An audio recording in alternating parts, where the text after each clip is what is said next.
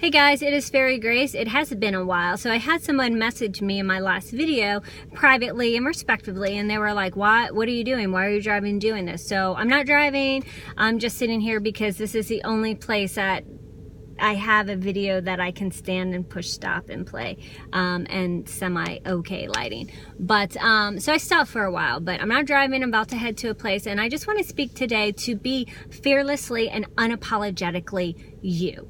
There's so many greats before us that if they would have stopped where the average person stops, you know, that part in your life where you have expressed something intimately about yourself or your dream or your purpose or just your thoughts, and you express it to someone and they basically look at you like you have a third eye, or you're out of your league, or your mind's out of this world, and they crush you and they shatter you into a million pieces. And then you go the rest of your life from that moment thinking, who am I and why did I think that? And you start to question who you are. You stop doing what you're meant to go after. And I want to encourage you to not do that, but to find that dream wherever you left it, with whatever person shattered it, or maybe you shattered it because you tried it and it failed and it didn't attempt. But we know, like with Thomas Edison, how many times did he try to make the light bulb?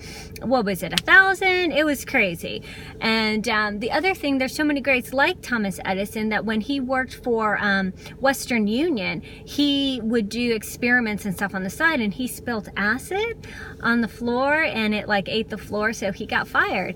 And instead of wallowing in it and finding self-pity and using that as a crutch to like not go after what was inside of him, instead he said, I'm going to take this and now I'm going to go after being an inventor full time.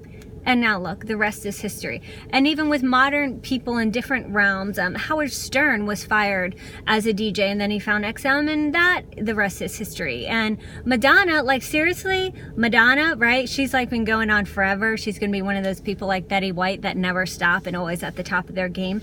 But she couldn't even keep a job one day at Dunkin' Donuts when she moved to New York to go after her career. Like she couldn't make it. She quit. She just wasn't her.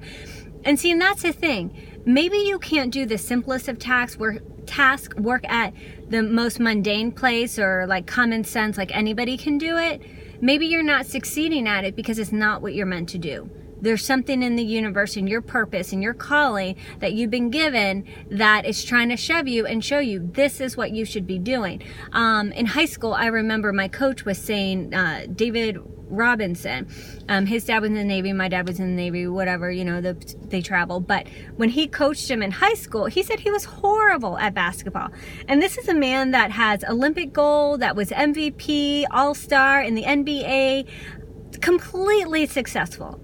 And if he would have stopped when it was my track coach that also had him as a basketball, had said to him, you suck, which he said he did tell him he was horrible at basketball. If he would have let that devastate him, because he wasn't that good in high school with basketball, he was with other sports, we would have never had the great man that he became, that he went after and he pursued. So where are you stopping in your life where you're almost there? They say people that quit are so close to that moment of being successful, having that breakthrough.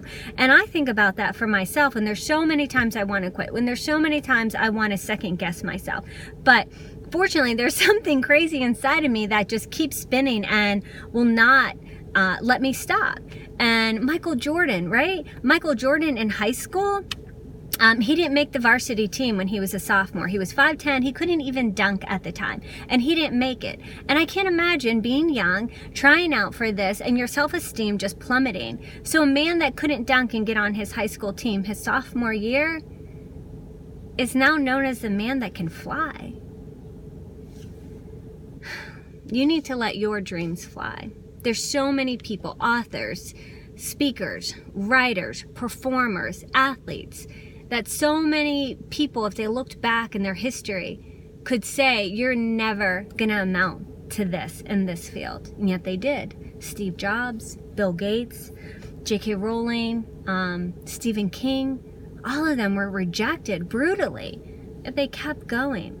So I'm here to breathe life into you, to say that I believe in you, And you can soar, and it's not too late, because we can talk about some greats that didn't do things to their 50s, their 60s, and their 70s, like KFC chicken, but that's for another day. Today is you going after your dream and being fearlessly, unapologetically you.